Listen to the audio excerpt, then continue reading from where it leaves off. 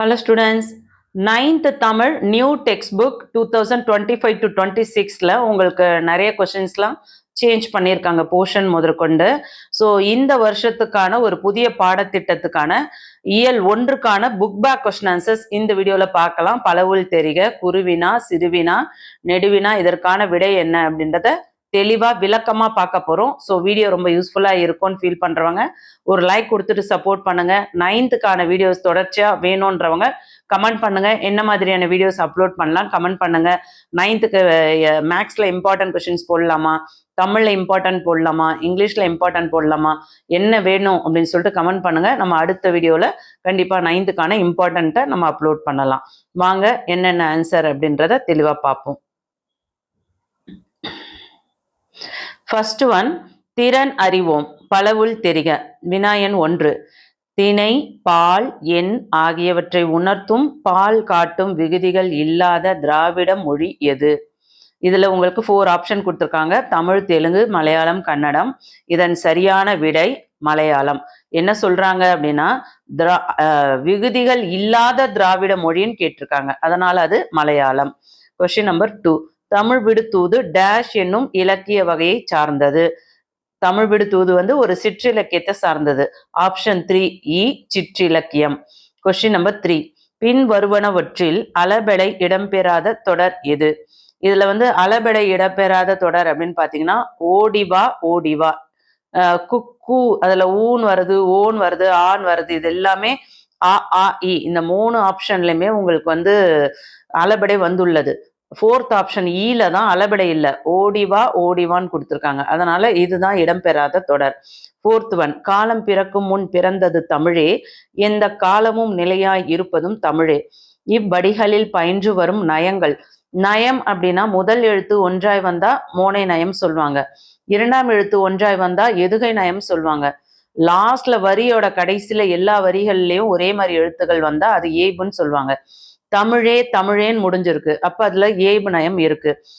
முதல் எழுத்து காலம் காலமும், இதில் ரெண்டுத்துலயும் முதல் எழுத்து காக்கான்னு ஒன்றி வந்துள்ளது. தமிழே தமிழே, அதுல முதல் எழுத்து தாத்தா ஒன்றி வந்துள்ளது. பிறக்கும் முன் பிறந்தது, அதுல முதல் எழுத்து ஒன்றி வந்துள்ளது, அப்ப அதெல்லாம் மோனை. 2ஆம் எழுத்து ஒன்றி வந்தால் எதுகை. காலம் காலமும் ரெண்டுத்துலயுமே 2வது எழுத்து லா லா ஒரே மாதிரி இருக்கு, அப்ப எந்த ஆப்ஷன் பாத்தீங்கன்னா 3rd ஆப்ஷன் இ மோனை எதுகை இயைபு தான் சரியான விடை. 5th கொஸ்டின், சிந்தாமணி என்பதன் இலக்கண குறிப்பு. சிந்தா அந்த மாதிரி வந்தாவே ஈறு கெட்டு விட்டது அந்த இடத்துல, சிந்தான்ற இடத்துல. சிந்தாதன்றது சிந்தான்னு வருது இல்லையா, அப்போ அது ஈறு கெட்ட எதிர்மறை பெயரச்சம். 2nd ஆப்ஷன் ஆ ஈறு கெட்ட எதிர்மறை பெயரச்சம். குருவினா, கொஸ்டின் நம்பர் 1, நீங்கள் பேசும் மொழி எந்த இந்திய மொழி குடும்பத்தை சேர்ந்தது? நாங்கள் பேசும் தமிழ் மொழி இந்தியாவில் பேசப்படும் மொழிகளுள் திராவிட மொழி குடும்பத்தை சேர்ந்ததாகும். கொஸ்டின் நம்பர் 2, தமிழ் ஓவியம் கவிதையில் உங்களை மிகவும் ஈர்த்த அடிகள் குறித்து எழுதுக. வாழ்வியல் கூறுகளை நுட்பமாக கூறுவதோடு மானிட இனத்தின் மேலான வாழ்க்கை வழிகாட்டியாக விளங்கும் அறிவு களஞ்சியம் பற்றி கூறும் மானிட மேன்மையை சாதித்திட குரல் மட்டுமே போதுமே ஓதி நட என்னும் இந்த அடிகளே என்னை மிகவும் ஈர்த்தன. கொஸ்டின் நம்பர் 3, கண்ணி என்பதன் விளக்கம் யாது? அரும்புகளை எதிரெதிராக வைத்து தொடுக்கப்படும் மாலைக்கு கண்ணி என்று பெயர். அதுபோல இரண்டு அடிகளில் செய்திகளை எதுகையால் தொடுப்பது கண்ணி எனப்படும். 4th குருவினா, அகமாய் புறமாய் இலக்கியங்கள் அவை அமைந்ததை சொல்லும் இலக்கணங்கள். இலக்கியங்களின் பாடு பொருளாக இவ்வடிகள் உணர்த்துவன யாவை? அகம் என்பது அக வாழ்க்கை அகத்தினை, புறம் என்பது புற வாழ்க்கை புறத்தினை. மக்களின் அக வாழ்க்கை முறைகளையும் புற வாழ்க்கையோடு தொடர்புடைய செய்திகளையும் பாடு பொருளாக கொண்டு இலக்கிய இலக்கணங்கள் தோன்றியுள்ளன என்பதனையே இந்த அடிகள் உணர்த்துகின்றன. தென் திராவிட மொழிகள் ஏதேனும் 4 எழுதுக. தமிழ், மலையாளம், கன்னடம், துளு இவை யாவும் தென் திராவிட மொழிகள் ஆகும். வினாயன் 6, அளபெடை எத்தனை வகைப்படும், அவை யாவை? அளபெடை 2 வகைப்படும், ஒன்று உயிரளப்பெடை, மற்றொன்று ஒற்றளப்பெடை. அடுத்தது சிறுவினா, வினா எண் 1. தமிழ் விடு தூது உணர்த்தும் தமிழின் சிறப்புகளை எழுதுக. இனிக்கும் தெளிந்த அமுதம், அமிழ்தினும் மேலான முத்தியாகிய விடுதலை தரும் கனி, இயல் இசை நாடகம் என முத்தமிழாய் சிறந்து விளங்கும் மொழி என தமிழின் சிறப்புகளை தமிழ் விடு தூது உணர்த்துகிறது. Question number 2. திராவிட மொழிகளின் பிரிவுகள் யாவை? அவற்றுள் உங்களுக்கு தெரிந்த மொழிகளின் சிறப்பியல்புகளை விளக்குக. தமிழ், தெலுங்கு, மலையாளம், கன்னடம், துளு, குடகு, குவி, கோண்டா போன்ற மொழிகள் திராவிட மொழிகளின் பிரிவுகளாகும். தமிழ் தொன்மையும் இலக்கிய இலக்கண வளமும் உடைய மொழி. பிற திராவிட மொழிகளை விடவும் தனித்து இயங்கும் மொழி. பிற மொழி கலப்பு குறைந்த மொழி. பிற திராவிட மொழிகளின் தாய் மொழியாகவும் கருதப்படுகிறது. தேன் போன்ற இனிமையுடைய மொழி தெலுங்கு. இதன் எழுத்து முறை தேவநாகரியை ஒட்டி அமைந்தது. பாரதத்தை நன்னயப்பட்டர் தெலுங்கில் மொழிபெயர்த்தார். கன்னடம். கர்நாடகம் திரிந்து கன்னடம் ஆயிற்று. கரு கூட்டல் நாடு கூட்டல் அகம் கருநாடகம் என திரிந்தது என்பர். இதன் எழுத்து தெலுங்கை ஒட்டி அமைந்தது. மலையாளம். சேர நாட்டின் மொழி. தமிழோடு ஒத்த இன மொழி என்பர். சேர நாட்டில் தமிழே பேச்சு மொழியாகவும் இலக்கிய மொழியாகவும் இருந்தது. மலையாள இலக்கியமாகிய ராமசரிதம் தமிழ் இலக்கியம் போலவே உள்ளது. 3வது வினா. 3 என்னும் எண்ணுப்பெயர் பிற திராவிட மொழிகளில் எவ்வாறு இடம்பெற்றுள்ளது? 3 என்னும் எண்ணுப்பெயர் தமிழில் 3 எனவும், மலையாளத்தில் 3 எனவும், தெலுங்கில் 3 எனவும், கன்னடத்தில் 3 எனவும், துளுவில் 3 எனவும் இடம்பெற்றுள்ளது. வினா எண் 4.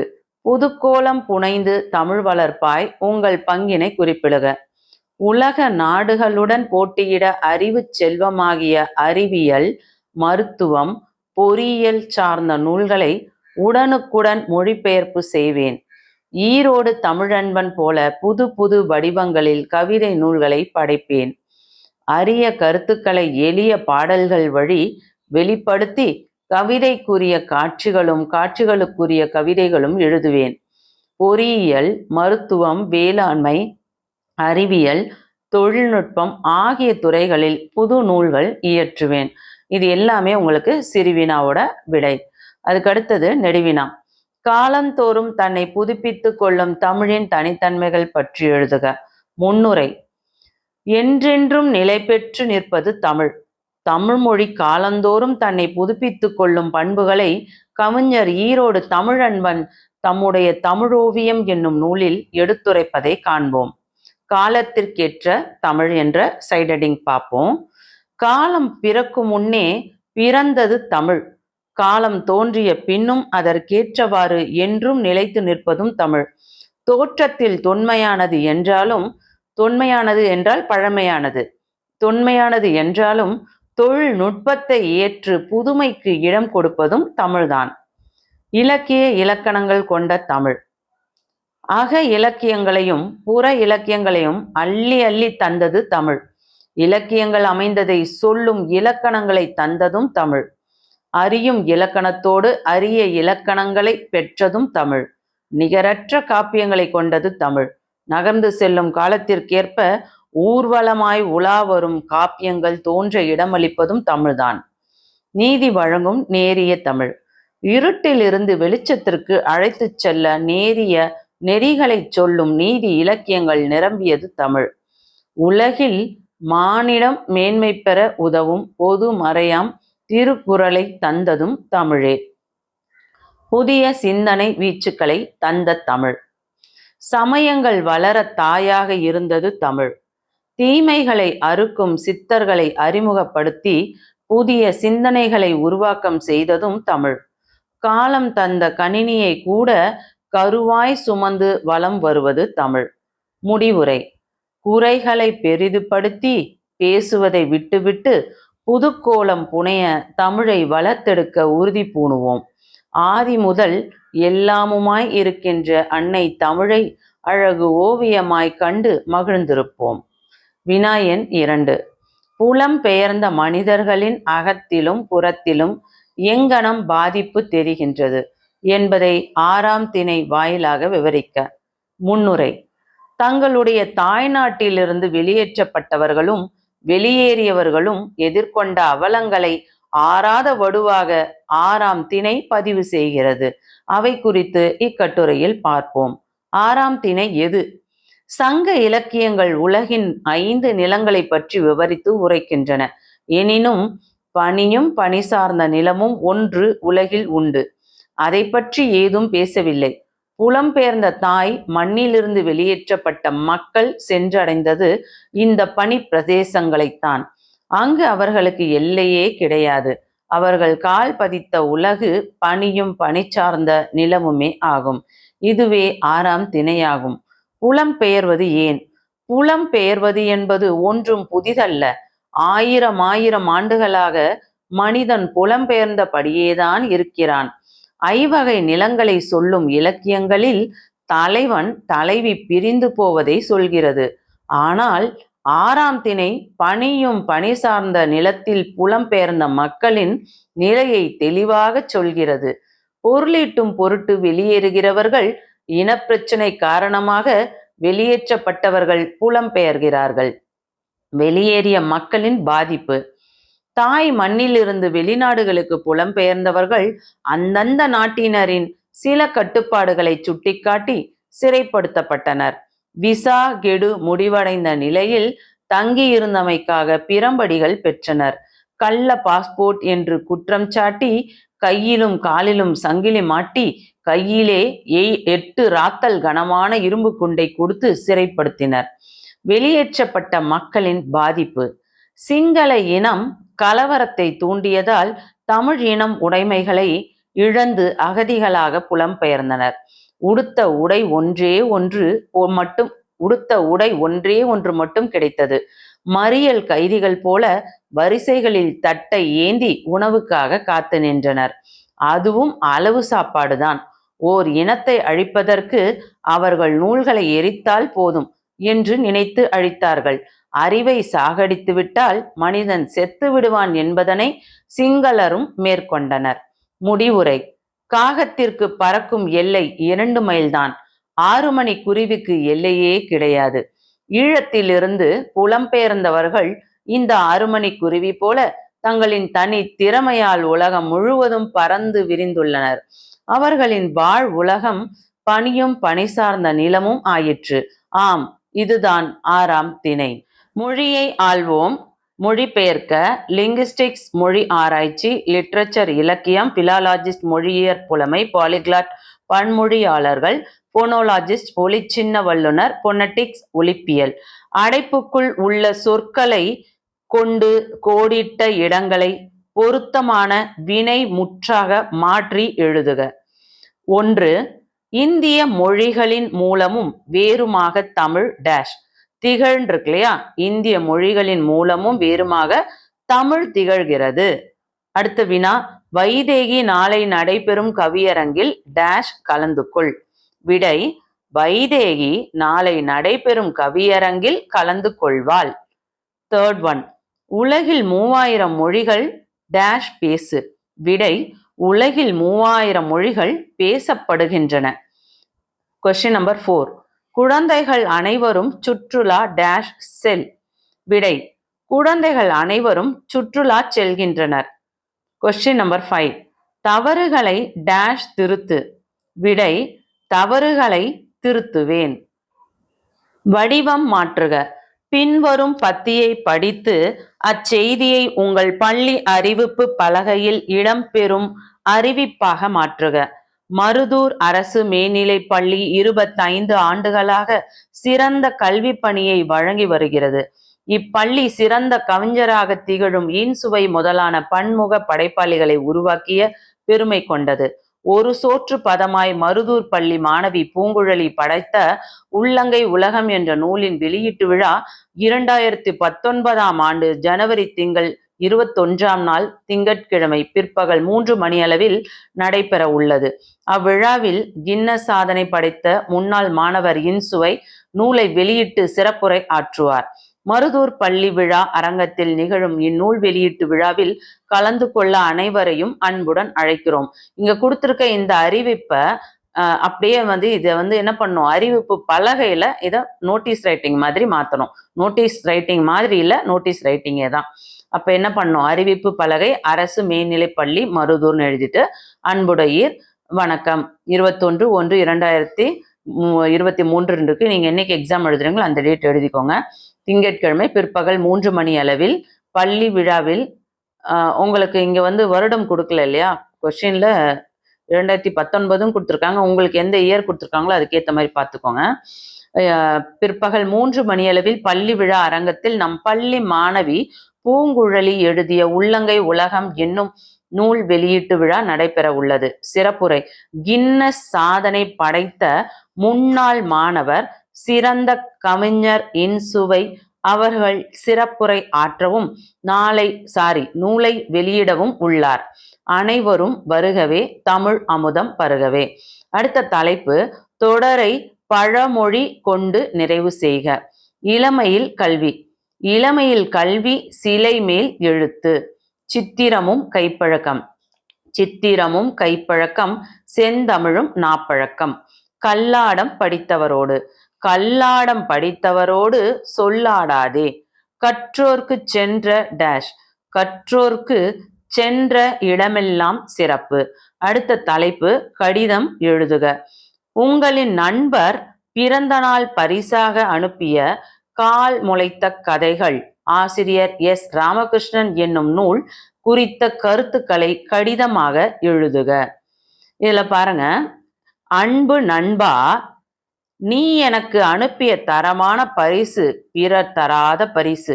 எஸ். ராமகிருஷ்ணன் அவர்களின் படைப்புகளுள் சிறந்த ஒன்றான கால் முளைத்த கதைகள் என்னும் நூல். இதற்கு முன் இப்படி ஒரு நூலை நான் கண்டதில்லை. அடுத்த நாளே அமர்ந்து வேறு பணிகளை நிறுத்திவிட்டு நூல் முழுவதையும் படித்தேன். உன் அன்பால் பல அரிய செய்திகளை அறிந்தேன். அவர் எழுதிய பிற நூல்களையும் தேடி நூலகம் செல்கிறேன். நானும் இனி நண்பர்களுக்கு இதுபோல் புத்தகங்களையே பரிசாக அளிப்பேன். அன்புடன் சொல்லிட்டு இந்த மாதிரி எழுதுங்க. இதே மாதிரி கண்டென்ட் எழுதலாம், இல்ல இதை வேற விதமாகவும் எழுதலாம். இந்த மாதிரி கண்டென்ட்டாகவும் நீங்க இப்ப எழுதலாம். ஏன்னா இது புதுசான ஒரு கடிதம், அது பழைய கடிதம். நீங்க அதையும் எழுதுறவங்க எழுதுங்க, ஸ்லோ லேர்னர்ஸா இருக்கவங்க, இல்ல டாப்பரா இருக்கவங்க இதையும் எழுதுங்க. சென்னை 1/25/7/2025. ஆருயிர் நண்பா, வணக்கம். நலம். நலமறிய ஆவல்.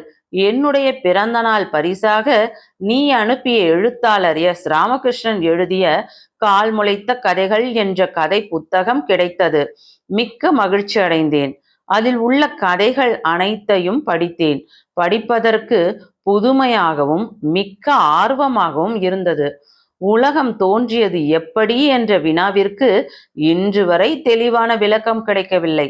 உலகம் எப்படி தோன்றியது என்ற கேள்விக்கு இந்நூலில் உள்ள கதைகள் வியப்பான விடைகளை தருகின்றன. பழங்குடியினர் 30 பேர் சொன்ன கதைகளை கொண்டதாக இத்தொகுப்பு உருவாக்கப்பட்டுள்ளது. வண்ணத்து பூச்சி ஏன் பூக்களை சுற்றுகிறது என்ற ஒரு கதை. வயதான பெண் ஒருத்தி தன்னுடைய பூந்தோட்டத்தில் பூத்திருந்த பூக்களை யாரோ பறித்து விட்டதை எண்ணி இரவு முழுவதும் வருந்தினாள். மறுநாள் மறைந்து இருந்து பூக்களை பறித்தவர்களை பிடித்து விட்டாள். பூக்கள் மீது இருந்த ஆசையால் பறித்தோம் என்று ஓர் ஆணும் ஒரு பெண்ணும் கூறுகின்றனர். கிழவி அவ்விருவரையும் வண்ணத்து பூச்சிகளாக உருமாற செய்து விடுகிறாள். அன்றிலிருந்து வண்ணத்து பூச்சிகள் பூக்களை சுற்றி சுற்றி கொண்டிருக்கின்றன என்று கதை முடிகிறது. இந்நூலில் பூனையை நாய் ஏன் துரத்துகிறது, கொசு ஏன் கடிக்கிறது போன்ற தலைப்புகளில் கதைகள் உள்ளன. குழந்தைகள் மிகவும் விரும்பி படிப்பதற்கு ஏற்ற வகையில் இனிய எளிய சொற்களால் கதைகள் சிறியனவாக அமைந்துள்ளன. எனக்கு மிகவும் பிடித்திருக்கிறது. அன்பு நண்பன் எழிலன். நிகழ்ச்சி நிரல் வடிவமைக்க கொடுத்திருக்க அந்த கேள்விக்கு அப்படியே நிகழ்ச்சி நிரல் தயாரிக்கணும். உலக தாய்மொழி நாள் நிகழ்ச்சி நிரல். தலைமை திருமதி கு. சீதா அம்மையார், பள்ளிச் செயலர். முன்னிலை திருமிகு அரங்க பழனிவேல், மாவட்ட கல்வி அலுவலர், பொன்னேரி. வரவேற்புரை திரு கு. பாலசுந்தரம் தலைமை ஆசிரியர். அறிக்கை படித்தல். செயலர் 12ஆம் வகுப்பு. தமிழ்த்தாய் வாழ்த்து பாடுதல் டாக்டர் ச. மோகன். விழா பேருரை முனைவர் க. அறிவொளி இயக்குனர் தமிழ் வளர்ச்சித்துறை. வாழ்த்துரை பேராசிரியர் அரங்க ராமலிங்கம், சென்னை பல்கலைக்கழகம். நன்றியுரை திரு ப. கணபதி தமிழாசிரியர். நாட்டுப்பண் மாணவியர். கொடுக்கப்பட்டுள்ள பாடலை படித்து நயம் பாராட்டுக. கவிதையில் உள்ள திரண்ட கருத்து, பொருள் நயம், சொல் நயம், சந்த நயம், தொடை நயம், அணிநயம் ஆகியவை இடம்பெற வேண்டும். விரிகின்ற நெடுவானில் கடற்பரப்பில், விண்ணோங்கு பெருமலையில் பள்ளத்தாக்கில், பொழிகின்ற புனலருவி பொழிலில், காட்டில் புல்வெளியில் நல்வயலில் விலங்கில் புல்லில், தெரிகின்ற பொருளிலெல்லாம் திகழ்ந்து நெஞ்சில் தெவிட்டாத நுண் பாட்டே, தூய்மை ஊற்றே, அழகு என்னும் பேரொழுங்கே, மெய்யே மக்கள் அகத்திலும் நீ குடியிருக்க வேண்டுவேனே. மா. இலே தங்கப்பா. திரண்ட கருத்து. விரிந்த வானம், அகன்ற கடல், ஓங்கி உயர்ந்த மலை, பள்ளத்தாக்கு, அருவி, குளம், புல்வெளி, வயல், விலங்குகள், பறவைகள் போன்ற எல்லா பொருள்களிலும் இயற்கையாகிய இனிய சுவை, தூய்மை, அழகு என்னும் பேரொழுக்கம் காணப்படுகிறது. அதுபோல மக்கள் உள்ளத்திலும் அவை குடியிருக்க வேண்டும். மையக்கருத்து. இந்த பாடல்ல இருக்க பொதுவான கருத்து தான் மைய கருத்து. அது ஓரிரண்டு வரிகள்ல எழுதுனா போதும். ஆனா திரண்ட கருத்து அப்படின் போது அந்த பாடல்ல இருக்க முழு பொருளையுமே நீங்க எழுதணும். புரியுதுங்களா? இயற்கை காட்சிகளில் அழகு குடிகொண்டிருப்பது போல மக்கள் அக காட்சியிலும் நேர்மையும் ஒழுங்கும் குடியிருக்க வேண்டும் என்கிறார் ஆசிரியர். மோனை. அடிதோறும் முதல் சீரில் முதல் எழுத்து ஒன்று வருவது மோனை தொடையாகும். இப்பாடலில் விரிகின்ற, விண்ணோங்கு, தெரிகின்ற, தெவிட்டாத, அழகு அகத்திலும். இதில் விரிகின்ற விண்ணோங்குல வி என்ற எழுத்தும், தெரிகின்ற தெவிட்டாத என்ற வார்த்தைகள்ல தே என்ற எழுத்தும், அழகு அகத்தில் என்ற இடத்துல ஆ என்ற எழுத்தும் முதல் எழுத்து ஒன்றி வந்துள்ளதால் இது மோனை. எதுகை பார்த்தீங்கன்னா விரிகின்ற, தெரிகின்ற இதில் இரண்டாம் எழுத்து ரீரியின் ஒன்று வருவதால் இது எதுகை தொடையாகும். அணி நயம். இப்பாடலில் செய்திகள் இயல்பாக கூறப்பட்டிருப்பதால் இயல்பு நவிர்ச்சி அணி அமைந்துள்ளது. எளிய இனிய சொற்களில் இயற்கை அழகு வர்ணித்து உரைக்கப்பட்டுள்ளது. மொழி விளையாடு. அந்தாதி சொற்களை உருவாக்குக. அந்தாதி சொற்கள் அப்படின்னா என்னன்னு பார்த்தீங்கன்னா, ஒரு சொல் கொடுக்குறாங்க அப்படின்னா அந்த சொல்லோட கடைசி வார்த்தை அடுத்த சொல்லோட முதல் வார்த்தையா இருக்கணும். இப்ப உதாரணம் அத்தின்னு கொடுத்துருக்காங்க இல்லையா? அத்தில கடைசி எழுத்து தீ, அப்ப அடுத்தது திகைப்பு, திகைப்போட கடைசி எழுத்து பூ, அடுத்தது புகழ்ச்சி, அடுத்தது சிரிப்பு, புன்னகை, கைபேசி, சிறப்பு, புதுமை, மைனா. அதே போல குருவி, வீதி, திருப்பு, புரட்சி, சித்து, துன்முகி, கிழக்கு, குடிவாழ்க்கை, கைப்பை. விருது, துளசி, சிவப்பு, புடவை, வைப்பு நிதி, திறமை, கிழக்கு. இனிப்பு, புதிது, துலக்கு, குடுமி, மிளகு, குடந்தை, தைப்பொங்கல். வரிசையாக கருப்பு, புலவி, விளக்கு, குடுவை, வைதேகி, கிழமை, மைதா, தாய் தந்தை, தைப்பூசம். இந்த மாதிரி ஒரு வார்த்தை கொடுத்துருந்தாங்கன்னா அதோட கடைசி எழுத்த அடுத்த வார்த்தையோட முதல் எழுத்தாகவும் அந்த மாதிரி தொடர்ச்சியா எவ்வளவு முடியுமோ எழுதலாம். அதை தான் அந்தாதி சொற்கள் அப்படின்னு சொல்லுவாங்க. கொடுக்கப்பட்டுள்ள வேர்ச்சொல்லை பயன்படுத்தி விடுபட்ட கட்டங்களில் காலத்திற்கேற்ற வினைமுற்றுகளை நிறைவு செய்க. வான் ஒரு வார்த்தை கொடுத்துட்டாங்க அப்படின்னா அது இறந்த காலம், நிகழ்காலம், எதிர்காலம் இத அடிப்படையில நம்ம எப்படி எழுதணும்னு பாருங்க. நான் வந்தேன் இறந்த காலம், நான் வருகிறேன் நிகழ்காலம், நான் வருவேன் எதிர்காலம். நாங்கள் வந்தோம், நாங்கள் வருகிறோம், நாங்கள் வருவோம். நீ வந்தாய், நீ வருகிறாய், நீ வருவாய். நீங்கள் வந்தீர்கள், நீங்கள் வருகிறீர்கள், நீங்கள் வருவீர்கள். அவன் வந்தான், அவன் வருகிறான், அவன் வருவான். அவள் வந்தாள், அவள் வருகிறாள், அவள் வருவாள். அவர் வந்தார், அவர் வருகிறார், அவர் வருவார். அவர்கள் வந்தார்கள், அவர்கள் வருகிறார்கள், அவர்கள் வருவார்கள். அது வந்தது, அது வருகிறது, அது வரும். அவை வந்தன, அவை வருகின்றன, அவை வரும். இந்த மாதிரி உங்களுக்கு இறந்த காலம், நிகழ்காலம், எதிர்காலம் இந்த 3 காலத்திலையும் நீங்க எழுத தெரிஞ்சிருக்கணும். சரிங்களா? அடுத்தது காட்சியை கண்டு கவினுரை எழுதுக. ஒரு காட்சி கொடுத்துட்டாங்க அப்படின்னா அதற்கு நம்ம கவிதை எழுதணும். இதுல கொடுத்துருக்க கவிதையை நீங்க எழுதினாலும் சரி, இல்ல நீங்களே உங்களோட ஓன் வேர்ட்ஸ்ல எழுதினாலும் சரி. கூண்டிற்குள் அகப்பட்ட பறவை போல குடுவைக்குள் சிக்கிய சிறுமீனோ, கூட்டத்தை விட்டு தனியே செல்ல தாவித்தான் பார்ப்போமே என்ற தனி முயற்சியோ இக்காட்சி. அடுத்தது அகராதியில் காண்க. நயவாமை விரும்பாமை, கிளத்தல் புலப்பட கூறுதல், சிறப்பித்து கூறுதல், கேழ்ம்பு கேழ்பு, உவமை, ஒளி, நிறம், செம்மல் தலைவன், தலைமை, இறைவன், சிவன், புரிசை மதில், அரண், அரணம், இஞ்சி. நிற்க அதற்கு தக. உங்களுடைய நாட்குறிப்பில் இடம்பெற்ற ஒரு வாரத்திற்குரிய மகிழ்ச்சியான செய்திகளை தொகுத்து அட்டவணைப்படுத்துக. திங்கள் வருத்தம் தெரிவிக்கிறேன், பொறுத்து கொள்ளவும் ஆகிய சொற்றொடர்களை இன்று 2 முறை வகுப்பில் பயன்படுத்தினேன். இதனால் புதிய நண்பர் கிடைத்தார். செவ்வாய் நான் வரைந்த ஓவியத்திற்கு முதற் பரிசு கிடைத்தது. தலைமை ஆசிரியர் பாராட்டினார். புதன் தமக்கையின் திருமணம் நடைபெற்றது. புத்தாடை கிடைத்தது. மிக்க மகிழ்ச்சி. வியாழன் விடுபட்ட வீட்டு பாடங்களை எழுதி முடித்தேன். புது நம்பிக்கை பிறந்தது. வெள்ளி வீட்டிற்கு தேவையான பொருட்களை நானாக முன்வந்து வாங்கி கொடுத்தேன். அம்மா பாராட்டினார். சனி தொலைக்காட்சியில் படிக்காத மேதை காமராசர் பற்றிய திரைப்படம் பார்த்தேன். ஞாயிறு அப்பா அம்மாவுடன் கோயிலுக்கு சென்று வந்தேன். அடுத்தது படிப்போம், பயன்படுத்துவோம். கம்பேரட்டிவ் கிராமர், ஒப்பிலக்கணம், லெக்சிகான், பேரகராதி, வவல்ஸ், உயிர் ஒலிகள், கன்சோனன்ஸ், மெய் ஒலிகள். அடுத்த தலைப்பு மாதிரி கடிதம். இந்த கடிதம் மிக மிக முக்கியம், படிச்சுக்கோங்க. அனுப்புனர் மு மகிழன், 9ஆம் வகுப்பு ஆ பிரிவு, அரசு உயர்நிலைப்பள்ளி, சின்கோனா, வால்பாறை. பெறுநர் வகுப்பு ஆசிரியர் அவர்கள், 9ஆம் வகுப்பு ஆ பிரிவு, அரசு உயர்நிலைப்பள்ளி, சின்கோனா, வால்பாறை. ஐயா. பொருள் பள்ளி நேரம் முடிவதற்கு முன்பு வீட்டிற்கு செல்ல அனுமதி வேண்டி விண்ணப்பித்தல் சார்பாக. வணக்கம், என் தாயார் உடல்நிலை பாதிக்கப்பட்டு வீட்டில் உள்ளார். நான் இன்று மாலை 4 மணிக்கு அம்மாவை மருத்துவ பரிசோதனைக்காக அரசு மருத்துவமனைக்கு அழைத்து செல்ல வேண்டி உள்ளது. எனவே இன்று மாலை 3 மணிக்கு பள்ளி நேரம் முடிவதற்கு முன்பே வீட்டிற்கு செல்ல எனக்கு அனுமதி வழங்குமாறு தங்களை பணிவுடன் கேட்டுக்கொள்கிறேன். இப்படிக்கு தாங்கள் உண்மையுள்ள மாணவன். சின்கோனா, 12/6/2025. என்ன பிள்ளைங்களா, இந்த பதிவுல நம்ம இயல் 1 நியூ டெக்ஸ்ட் புக்ல குருவினா, சிறுவினா, நெடுவினா, மொழியை ஆள்வோம், மொழியோடு விளையாடு எல்லாத்தையும் பார்த்துருக்கோம். கடிதம், நயம் பாராட்டுக, எல்லாத்துக்குமே விடை என்னன்னு தெளிவா பார்த்துருக்கோம். கண்டிப்பா இந்த வீடியோ உங்களுக்கு யூஸ்ஃபுல்லா இருக்குன்னு ஃபீல் பண்ணீங்கன்னா ஆன்ட்டிக்காக ஒரு லைக் கொடுத்துட்டு சப்போர்ட் பண்ணுங்க. அடுத்து என்ன வீடியோ போடலான்னு கமெண்ட் பண்ணுங்க.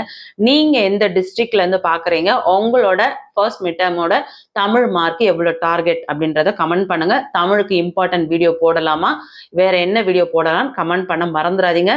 தயவு செஞ்சு வீடியோக்கு லைக் கொடுத்துட்டு சப்போர்ட் பண்ணுங்க. தேங்க்யூ.